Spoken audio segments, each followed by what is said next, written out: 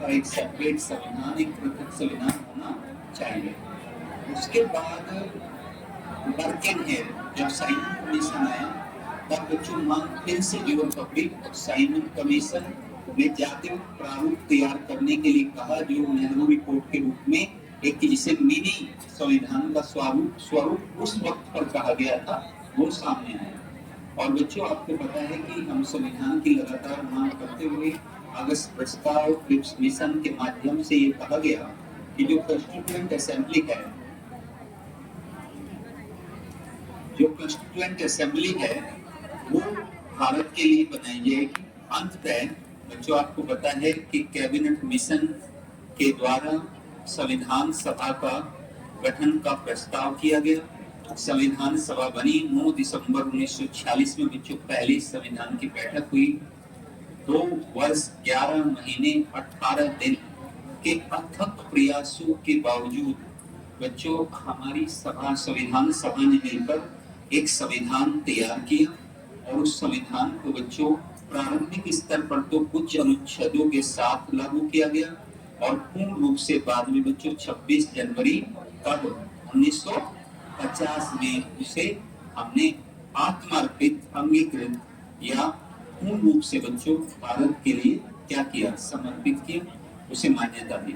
तो इस तरीके से बच्चों गणतंत्र दिवस हमारा इसी उपलक्ष्य में, आपको ये भी थोड़ा सा इतिहास भी आपको बता दें कि पहले बच्चों 26 जनवरी, जब तक हमें पता नहीं था कि संविधान की मान्यता होगी, पहले 26 जनवरी को स्वतंत्रता दिवस के रूप में मनाया जाता है।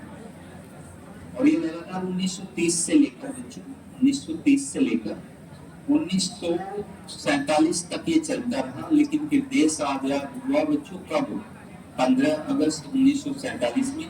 तो स्वतंत्रता दिवस 15 अगस्त 1947 हो गया और बच्चों गणतंत्र दिवस को जिस दिन हमने संविधान को स्वीकार, आत्मार्पित किया, अंगीकृत किया बच्चों, है ना, वो जो था वो 26 जनवरी में इसे संविधान दिवस या फिर गणतंत्र दिवस, सॉरी संविधान दिवस को जिस दिन बंद कर दिया हुआ, गणतंत्र दिवस के रूप में मनाने का फैसला लिया। आज 76वां गणतंत्र दिवस है बच्चों।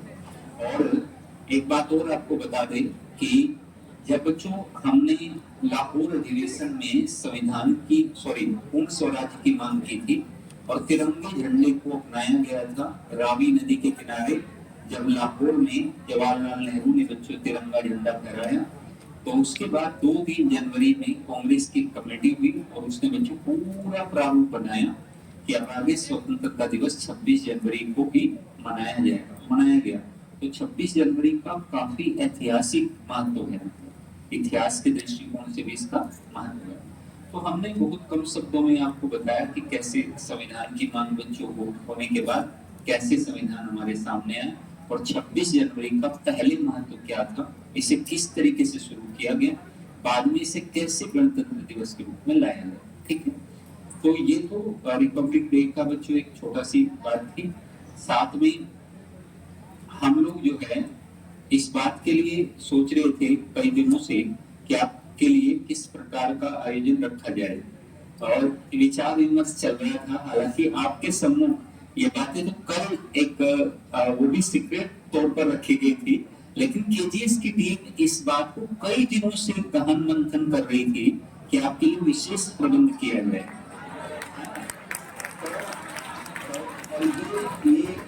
ये बच्चों इतना आपको पता है, इतना बेस्ट प्रबंधन है। ठीक है, आज एक बार सभी लोग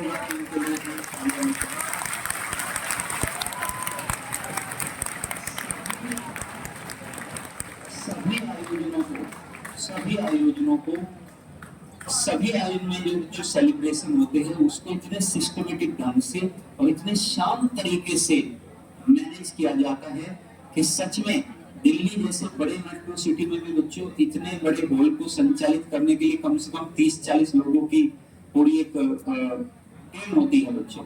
और यहाँ हमारी जो है शानदार बच्चों टीम आप जानते हैं और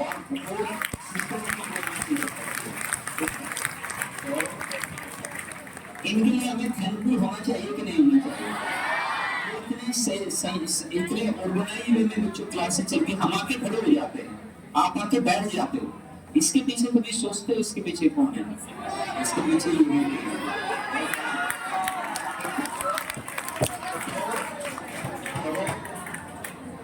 तो इसलिए बच्चों ये आयोजन रखा गया आज, और आपके लिए थोड़ा सा जो केजीएस की तरफ से प्रसाद जिसे कहेंगे आप, प्रसाद का ये प्रावधान था, ये रखा गया। और अब हम लोग जो अपने टॉपिक पर आते हैं, ठीक है। तो चलिए, सेलिब्रेशन पूरा हुआ और आज हम लोग जो है क्या पढ़ेंगे बच्चों, बिहार में तकनीकी शिक्षा का विकास पहले पढ़ने के बाद हम चलेंगे भारतीय राष्ट्रीय आंदोलनों में महिलाओं की भूमिका। बहुत शानदार तरीके से हम आपको बताएंगे कि महिलाओं ने बच्चों भारतीय राष्ट्रीय आंदोलन में पुरुषों के साथ कंधा मिलाकर योगदान दिया और पुरुषों के साथ कंधा मिलाकर योगदान देते हुए उन्होंने ये बता दिया कि बहुत जल्दी पुरुषों के साथ कंधों से कंधा मिलाने में बच्चों योगदान कंधे से कंधा मिलाकर योगदान देते हुए उन्होंने बताया कि किस तरीके से राष्ट्रीय आंदोलन को सफल बनाया जा सकता है और प्रत्यक्ष और अप्रत्यक्ष भागीदारी सुनिश्चित की जा सकती है, ये महिलाओं के द्वारा ही कहा। तो आज हम जानेंगे बच्चों शुरू से ही बिल्कुल कि जब राष्ट्रीय आंदोलन प्रारंभ हुआ, बात नहीं करेंगे, जब राष्ट्रीय आंदोलन प्रारंभ हुआ उसके बाद से ही जो महिलाओं की भागीदारी है वो कैसे कैसे बढ़ती है। लेकिन उससे पहले हम बिहार में थोड़ा सा तकनीकी शिक्षा का विकास देखेंगे।